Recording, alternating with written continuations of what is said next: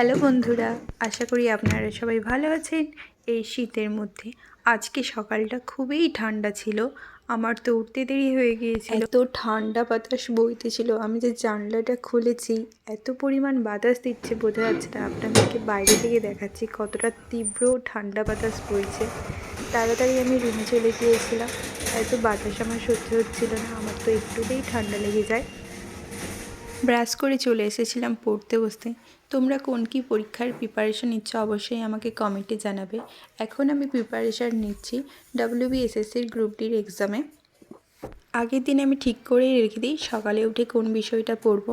ঠিক করে রেখেছিলাম ভারতের নদ নদী পড়বো, তাই দেখো আমি ভূগোল খাতা, বই আর কলম নিয়েছি। আর সর্বপ্রথমে কাজ হলো সারাদিনে কী পড়বো সেগুলো ডায়েরিতে লিখে রাখা। প্রত্যেক দিন সম্ভব না হলেও সবগুলো পড়া আমি চেষ্টা করি যাতে সবগুলো পূরণ করতে পারি। আজকে ঠিক করে রেখেছিলাম জিওগ্রাফি থেকে রিভার, ইকোনমিক্স থেকে পার্টস অ্যান্ড শিডিউলস, আর হিস্ট্রি থেকে গুপ্ত ডাইনাস্টি, ম্যাথ, আর সময় থাকলে জিকে করব। এরপর সেগুলো পড়া হয়ে গেলে রাত্রে সময়ে 9টা থেকে 10টার মধ্যে আমি ওগুলো রিভিশন দিই। আমি কোনো অফলাইন অনলাইন টিউশন নিইনি। আমি কী বই ব্যবহার করি তোমরা আমার শর্টস ভিডিওতে দেখে নিতে পারো। ইউটিউব থেকে বিভিন্ন সারের ভিডিও দেখে পড়াশুনো করি।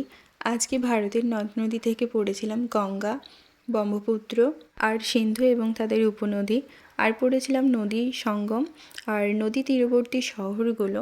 পড়া হয়ে যাওয়ার পরে প্রিভিয়াস ইয়ারের যে কোশ্চেনগুলো থাকে সেগুলো আমি দেখি যে কতগুলো আমি করতে পেরেছি, আর যেগুলো পারি না সেগুলোও আবার পড়ে নেওয়ার চেষ্টা করি। তারপরে খেয়ে নিয়েছিলাম এই পাউরুটিটা। দিদি বলল চল পিঠে করব, যেমন বলা তেমন কাজ। আমি কিন্তু রান্না করতে পারি না, আমি ওই চাউমিন ম্যাগি ওই পর্যন্তই থাকি। কিন্তু দিদি খুব ভালো রান্না করে। নারকেলের জলটা কিন্তু প্রচণ্ড মিষ্টি ছিল। এবং তোমরা কোন পিঠে খেতে ভালোবাসো সেটাও আমাকে কমেন্টে জানাবে।